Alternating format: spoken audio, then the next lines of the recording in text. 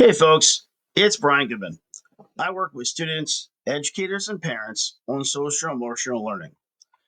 During this introductory video on the zones of regulation, I'll share different thoughts and strategies related to emotional intelligence and emotional regulation. These are key components of the work carried out by the zones.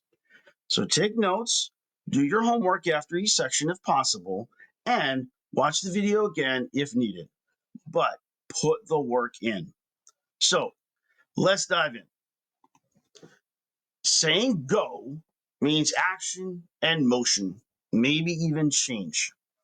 With the zones of regulation, I think it's best to go a bit slowly at the beginning. This way, you can fully understand how beneficial the zones can be for all. This video is split up into 3 short video sections and activities that I call homework. This way, you can digest the information and implement small changes before becoming overwhelmed. It's okay to pause the video and complete the activities before moving on. I pose this question: how are you feeling? It seems like such a simple question, yet with the over-reliance on smartphones and other digital devices, our children are falling behind on actually understanding how they're feeling, and especially expressing how they're feeling. This is a clear benefit of the zones curriculum. It provides the words that families can use at home and educators can use at school. And what makes one person happy might make another person feel something different. So there are a lot of feelings, words on the screen, right? That you may feel in an hour, 3 hours over the course of a week, right? But what you're feeling is most likely different along the course of a week than someone else. Same with our kids. So, what exactly are the zones of regulation? There are 4 zones: blue, green, red, and yellow. Each color zone represents different feelings. Blue may represent sad, sick, tired, and more. Green may represent happy, calm for our kids, like ready to learn, and more. Red may represent angry, terrified, out of control, and yet still others. Yellow may represent worried, frustrated, silly, and more. Right? So those are the 4 zones, the zones of regulation. Feelings, nothing more than feelings. All right, so I can't sing the rest of this 70s love song, but I can tell you that there are some times when people feel a certain way in their bodies, and it's weird. It's like they don't know why. Maybe it's a stomach ache because they ate too much candy, or even a stomach ache because they have a big presentation coming up. And that may be true for our children as well as us as adults. So it's time to get in touch with your feelings. So here's your first homework assignment. And you can pause here to create these short lists. Okay, so 2 steps here. Number 1, make a list of at least 3 things that make you feel calm. And the next part is make a list of at least 3 things that make you feel frustrated. No judging here. Your list, and you can pause it here before part 2.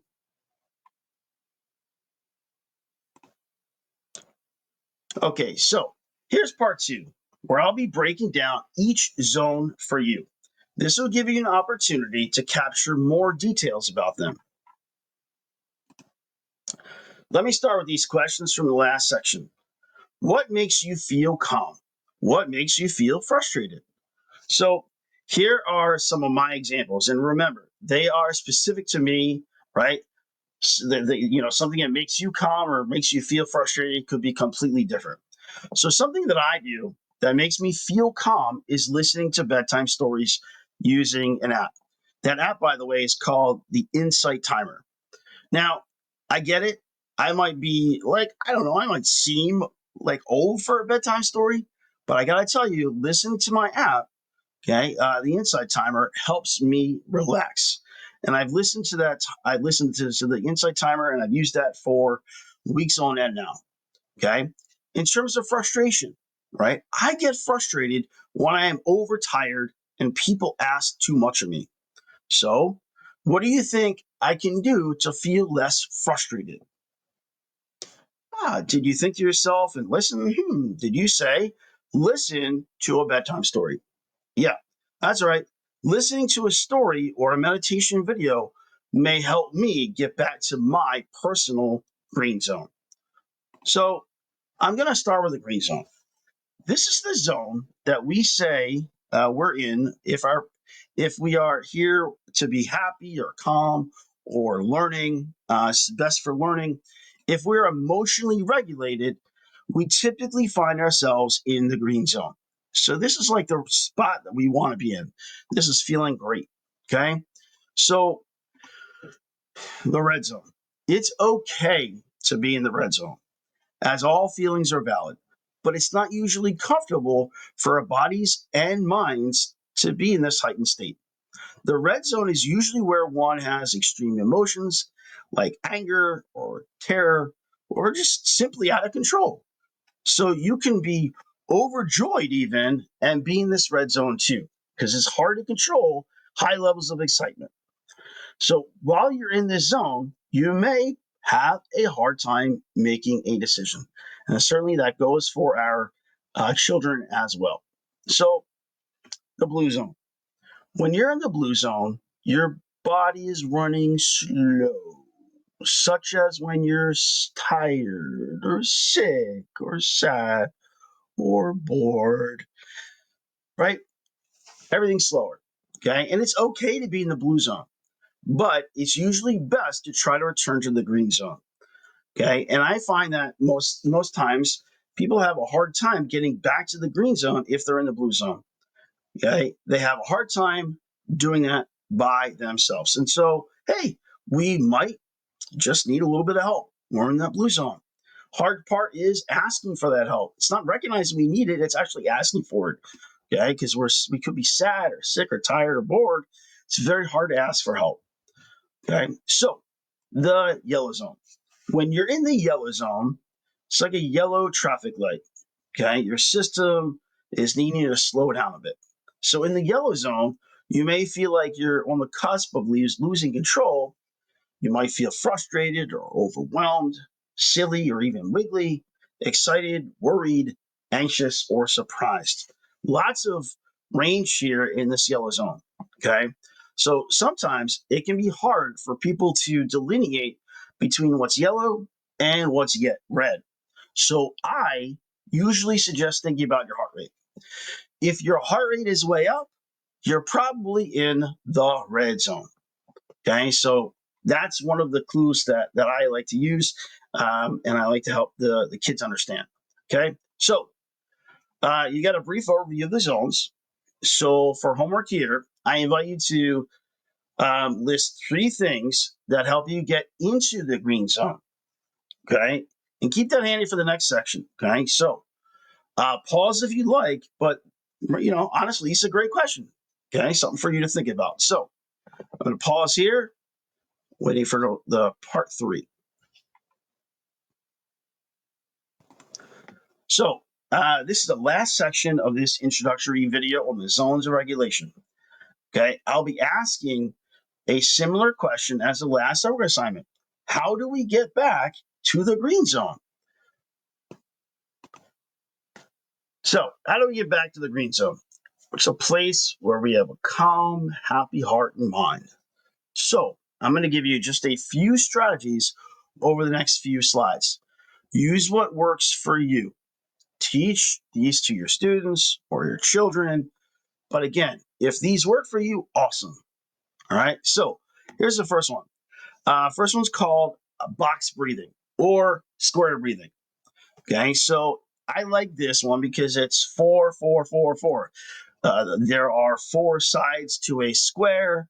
I'm going to ask you to do 4 things and 4 seconds each for 4 cycles.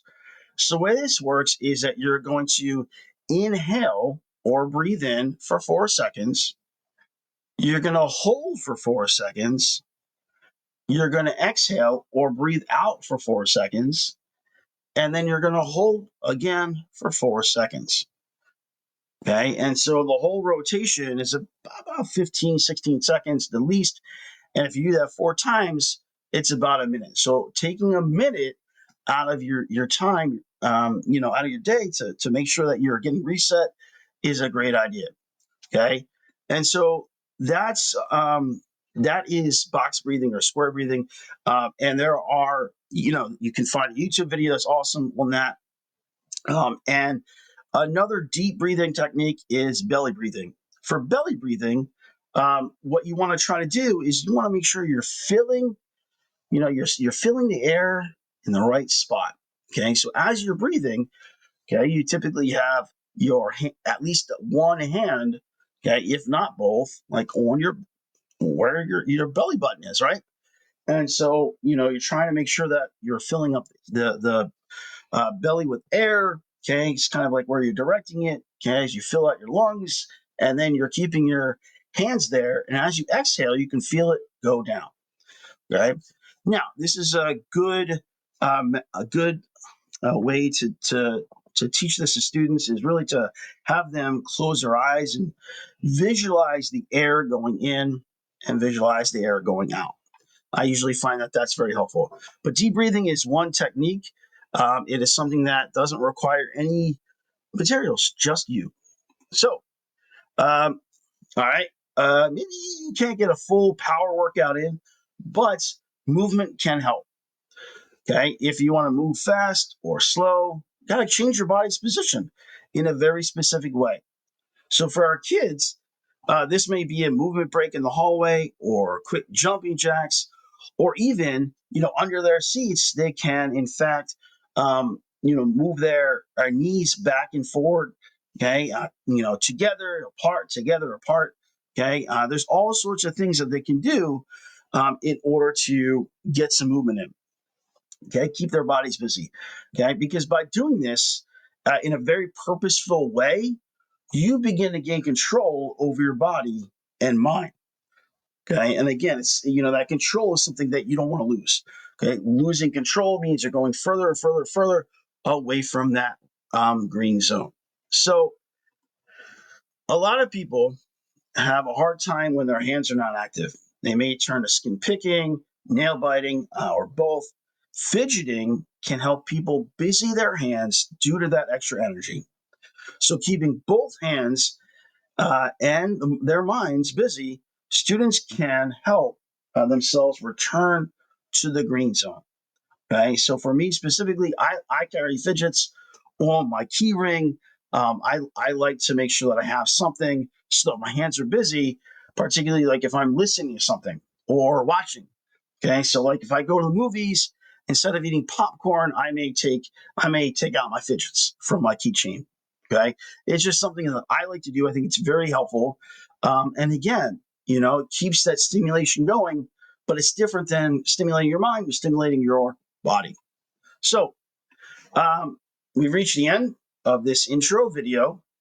I recommend that you continue thinking about your own zones as a parent, as an adult, and implement strategies that get you back into the green zone.